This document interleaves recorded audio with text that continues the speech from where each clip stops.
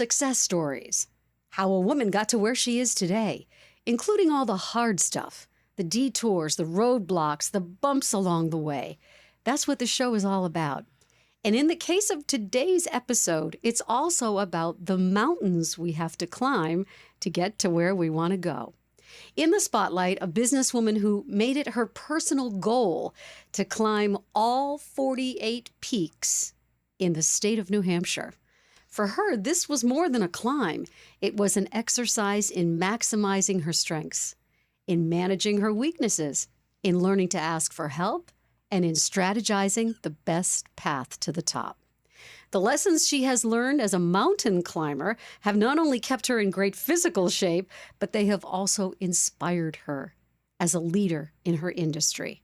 For the past 15 years, the woman we are featuring has been stewarding the growth and the expansion of a PR and communications company called Denterline.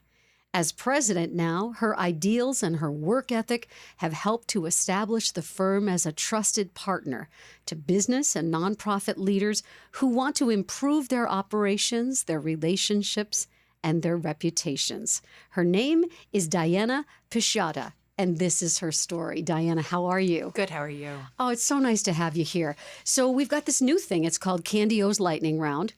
And we're looking for your immediate reaction to these quick, short questions. Are you ready? Sure. Let's go. What time do you get up in the morning? Whenever either the child or the dog wakes me, but usually around 6. Food you can't live without. Oh, anything carbohydrate. Formal or casual? Casual. Favorite type of music? Oh, that's a good one. Anything with a great beat to run to. Worst subject in school? Geography. Pet peeve? Oh, God, I like everything. Really? No, I have to have a pet peeve. There has to be something. Oh, this is terrible. The fact that Boston still has a lot of the same older white male faces that were sitting around the leadership tables when I first broke into this business almost 25 years ago. And we will definitely talk about that later in the in the interview as well. So let's start with your company, Diana. Congratulations on its success. Describe Denterline and what you do for your clients. Oh, I think I have the best job in the whole world. We get to help our clients sort of solve problems and tell their story every single day, which is great fun. We also have a really spectacular team. We're just shy of 25 people. We're super young. We have a lot of energy. We have a lot of people who are really passionate about their clients and want to help them be successful businesses and nonprofits and hospitals. It's great work. I'm lucky to be there. Walk me through your day. You've told us that you get up at 6 o'clock in the morning. I know you have children and a dog. Then what happens? Yeah, so usually my day is a little bit controlled by my calendar. If Outlook isn't binging and telling me where to go next, I'm kind of delighted to have an hour or two to actually do the work of the work. So I spend a lot of time meeting with clients, understanding what the opportunities are ahead, helping them address some of the challenges. I still do a lot of writing. I like to be out in the community a lot, so a fair number of nonprofit and charitable events at the end of the day. And then eventually I like to be home to tuck the little guy into bed. You specialize in crisis management, and you had to use your skills during the fallout in Boston over the very famous Big Dig. And I know that the thing just was a disaster in so many ways, outrageously over budget. Tell me what that was like. You know, it was when I was still very young in my career that I started working on construction issues associated with the Big Dig, and it was my first real exposure to crisis communications and the high-stakes world of communications in Boston and politics. So it was a wonderful learning experience to have as a very young person, and it really taught me that integrity matters so much, that people can forgive you when something has gone wrong. What they want to know is that you deal with the outcome of that in a way that has ethics, that shows your company's values, and that is honest and transparent. Cybersecurity to regulatory investigations. I'm guessing, Diana, that you need to know a lot or Well, a little about a lot of things. I always thought I would go back to graduate school, get another degree of some sort. And honest to God, it's been lifelong learning every single day. So I wake up in the morning and I think I know what my day is going to look like. And then by 7 o'clock at night, I might be an expert on epoxy.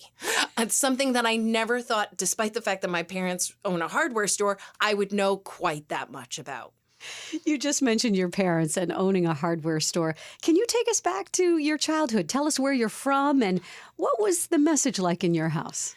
I grew up in suburban New Jersey. I am the daughter of an immigrant, so I'm first generation. So we really valued education in my house. It was Italian American house, so a little bit on the stricter side.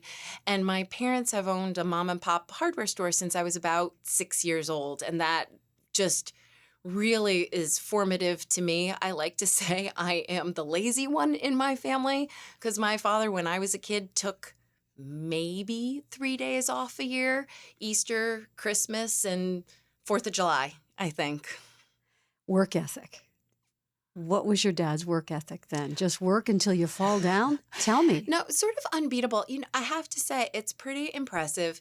Both my parents are high school graduates, and my dad was a Votech student. He was a welder when I was born, and my mom is self-taught on all of the accounting that it takes to Wow. run the business, and they always believed in themselves. My dad always believed that the business was going to be a success. He always believed that by going the extra mile to help a customer solve a problem, he was going to be able to stay in business, even though right now from the front door of their store, you can actually see a Lowe's home improvement store.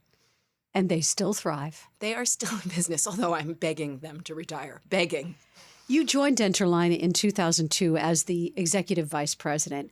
Jerry Denterline, founder of the firm, you've worked side by side with her and grown in your role over these 17 years. Tell me about the dynamic between the two of you. So interestingly, I started working with Jerry the minute I graduated from college. So she went off and started Denterline while we were at another firm. So we took a brief 1 year pause, and then I circled back. There's no one else like her in the business. She has taught me so many of the foundational lessons about being a great communicator. First and foremost, that the most important thing in being a communicator is being a listener. She has taught me about guts and courage, because it took a lot of courage for her to go out and start her own business. Integrity and ethics, you don't get better than Jerry Denterline. But she's also given me the space and the opportunity to grow. It's unusual to have known someone who you knew when they were 21 years old, a hot minute out of college, and then these many years later, and I won't say quite how many, but it's getting up there, she'll turn to me and ask me, well, what do you think? Or I need your expert guidance on this. And everything I have learned through the great opportunities that have come through Jerry Denterline. Tell me about your leadership philosophy. Oh, it has evolved so much. I think the hardest thing that I have done in the last 10 years of my life is learn about being a leader.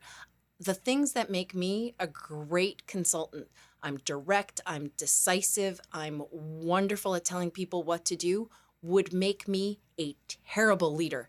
And it took me some time to recognize and embrace and understand that.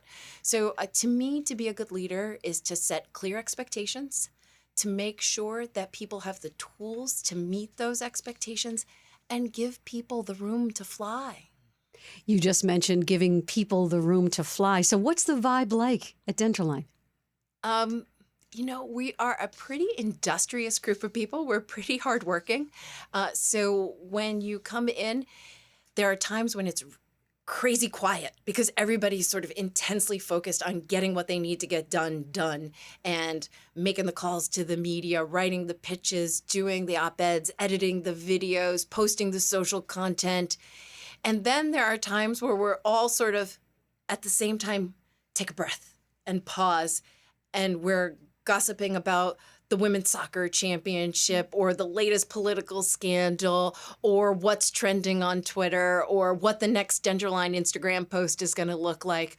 So it's a really great mix of nose to the grindstone focus and people who really truly enjoy one another. When we were in our lightning round, you were able to say for your pet peeve that you look around and you still see a bunch of old white guys in leadership positions.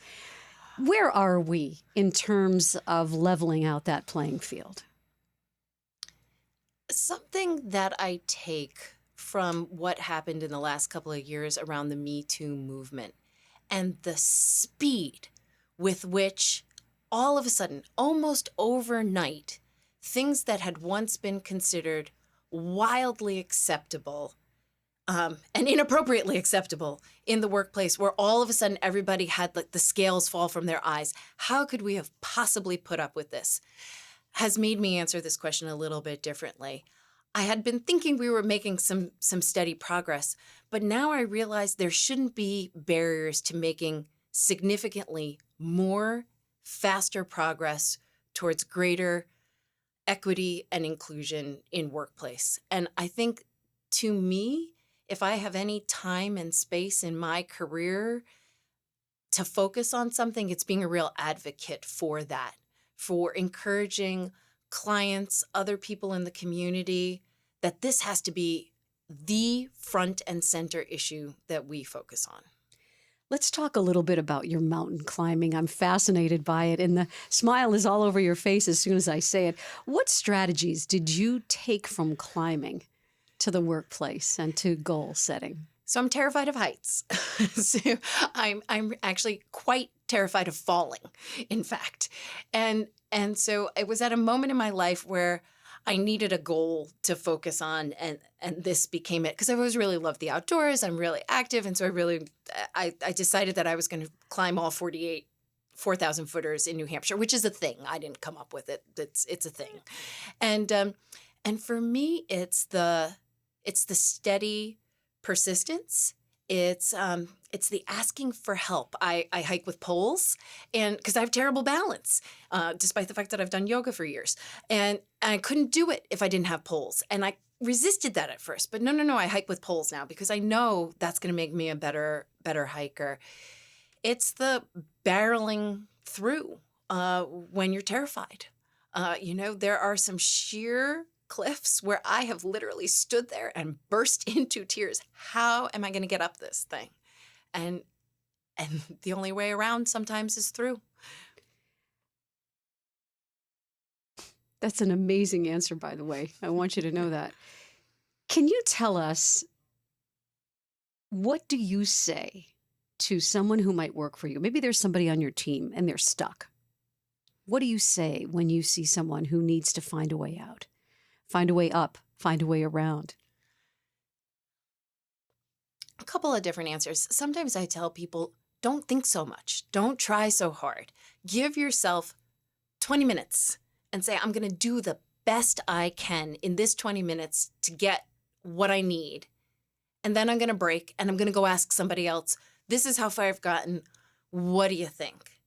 And so that's for a very specific issue. If they're feeling stuck in their careers writ large, go explore something else. Take a little break, take a little pause, do something outside of work that's very different from your work. Expand your perspective a little bit, because sometimes you really need that. And then fear is such an obstacle for people. For a really long time, I focused on the things in life that I was really good at, because I had some things that I was really good at. And so why try anything else? Why? And then I decided that I was going to take up yoga. I was not flexible. I don't take direction on what to do with my body very well. It was terribly difficult for me. It was terribly difficult. But I saw that by trying something I was scared of and sticking with it, I made slow, incremental progress that I could have never anticipated. And that has really stuck with me as a lesson in life, is that sometimes you don't see your progress. So give yourself some space. Don't be afraid. You know, fear, they say, is the biggest killer of confidence.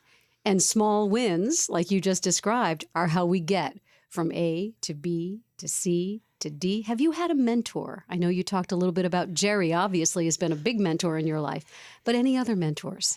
You know, my parents have obviously been great mentors to me. They took nothing and turned it into something, and not just through sheer hard work, through creativity, through looking at a world around them and finding opportunities. So they have both been really wonderful mentors, and they brought their family into the business. You know, I worked in their hardware store since I was a little girl, since I was old enough to dust small shelves and ring the old-fashioned cash register. So they've been wonderful mentors. I've also been fortunate, you know, over the course of 20 some odd years of consulting, I've had really amazing clients Mm. across all sorts of sectors.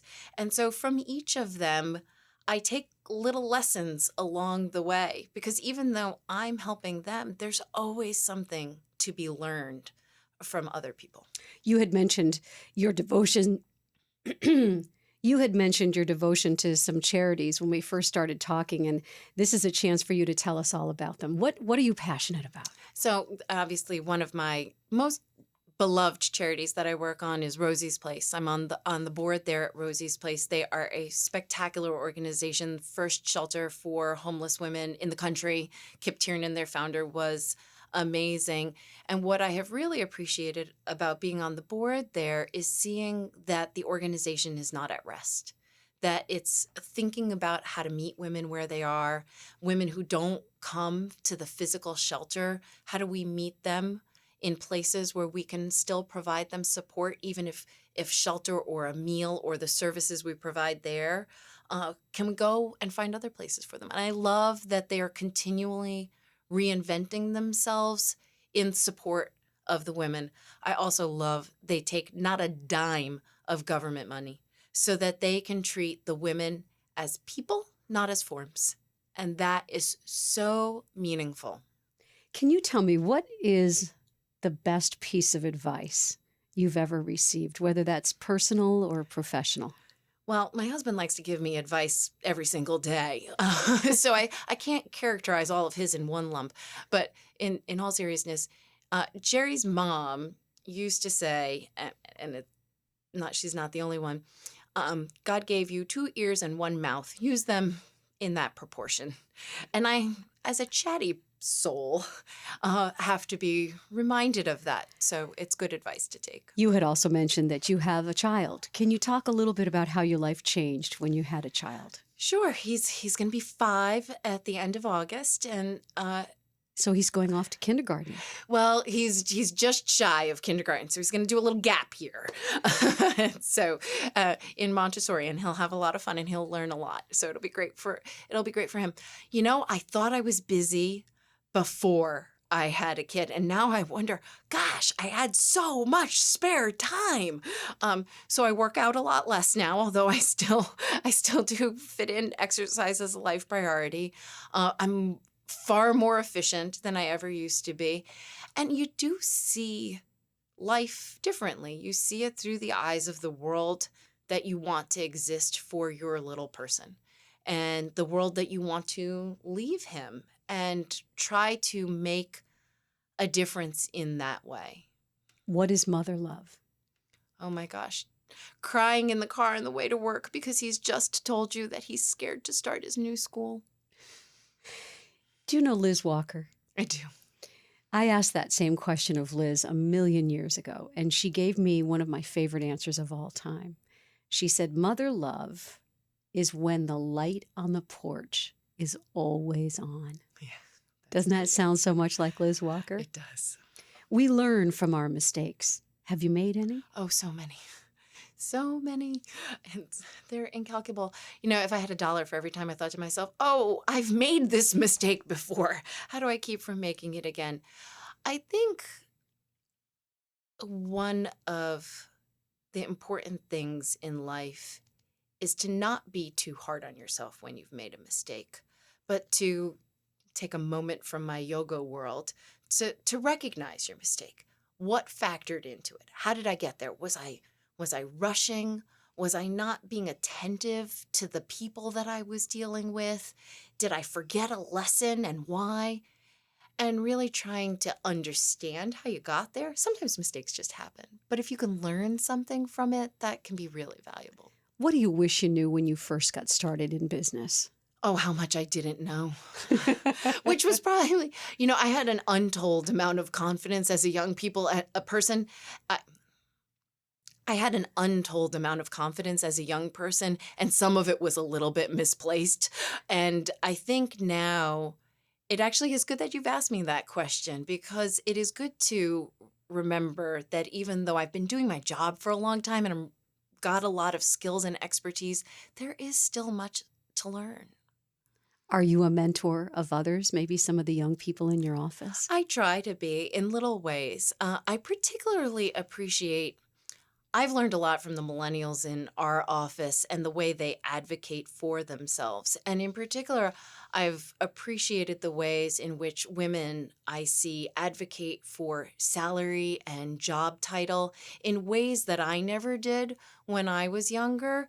And I've tried to pass that along and share that with as many people as I can, because I know that not everybody is fortunate to have someone to give them that push and to ask for a seat at the table. It's a small thing that I always do, but when I see a young person and there are seats around the table and there's room for them, take the seat that's at the edge, I pull them right in. Because you do want to be at the table. Even if you're sitting quietly at the table, you want to be at the table. Looking back through the rearview mirror on a career that continues to unfold with many, many more years ahead of you, what are you most proud of from a career perspective? That I have invested the time and the energy in learning and continuing to learn how to be a manager of people. We're a group of consultants. Our assets are our people. And if I don't treat those people with a lot of respect, if I don't help them grow, if I don't give them opportunities, all is lost. And that is not my natural strength. And I'm really proud that I've invested time and energy in it. And I'm glad that I know I'm not done investing time and energy in that. When we first sat down together, I was talking about the fact that I'm stunned that you climbed 48 peaks in New Hampshire and that you were afraid of heights. So when I ask the question, when an obstacle is in your path, how do you get around it? I feel like you're one of the best experts to ask that question of. You just go. You just go. Although I will give the consultant version of the answer, which is there are 3 options. When you're a consultant, there are 3 options for everything. You think about, okay, what are the different ways that I can attack this obstacle? I can look for a friend to help give me a hand up there. I can see if there's a tree. You look for what are the potential solutions, but sometimes you just have to go. At this point then in your career, what does success mean to you? I think it's an always evolving goalpost for me. I think that to now, success has been about doing right by the company and our team and our clients.